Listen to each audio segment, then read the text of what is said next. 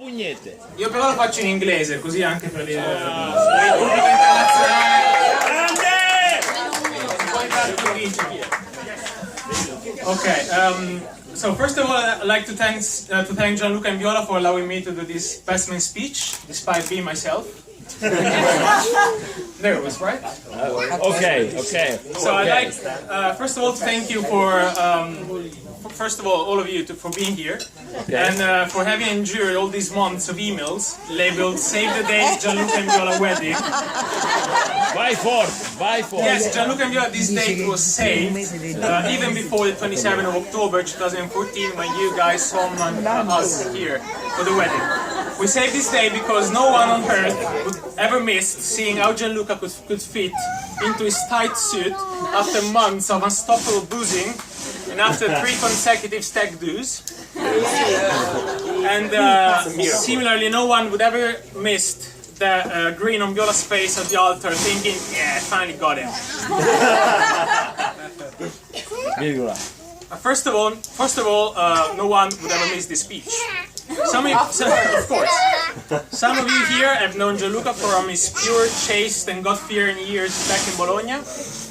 Likewise, some of you have known Viola from her foxy, flamboyant days of debauchery in the darkest.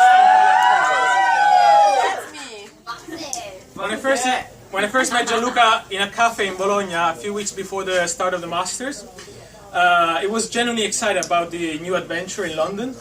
And we both have long curly hair, dreamy eyes. We're both dark and handsome. And this made us look quite similar. For some of you, lamentably including the Masters course director, who was supposed to evaluate us on a daily basis, we were just the same person. Brothers, almost twins. So the words Lillo and Gianluca almost had the same meaning back then. They were a synonym of awesomeness. So the first day we saw Viola, as Gianluca recalled a few moments before, we were together at uni, in the corridor, talking about philosophy. And as she walked into the building, quite disoriented. We looked at each other and we articulated first appreciation of her beauty, borrowing this mannered Latin expression, "minchia che topa." Minchia che topa, l'abbiamo capito. I leave the English translation to your imagination. Virgola. So she glanced back and made a choice. In that very moment, during her first day at City University as a student, presented with these 2 handsome boys here, standing like dumb idiots in front of her, wondering whether she was taken or not. Deep down, she picked one of them to be her mate forever. So, on the day of the wedding, I'd like to express my deepest gratitude to Viola for choosing Gianluca.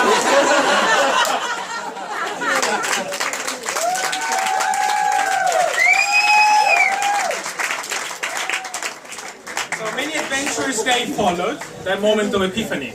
We moved in together, we formed a little family, we saw the people into the house growing in number.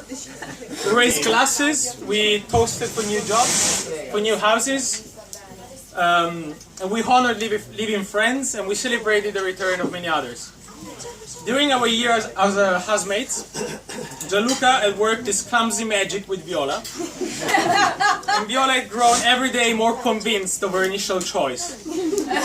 So finally they got together, and luckily I got away for a while to avoid all the revolting sweetness that followed them.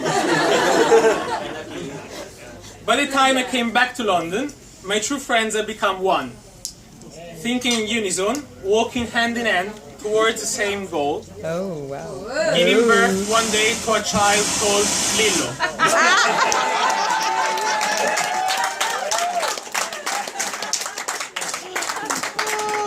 So we were kids back in Bologna, and 5 years on, we have grown up, learning how to be alone in a big city, how to be self-sufficient, and finally how to be humble enough to accept that there is no real happiness without someone to share our fragility with.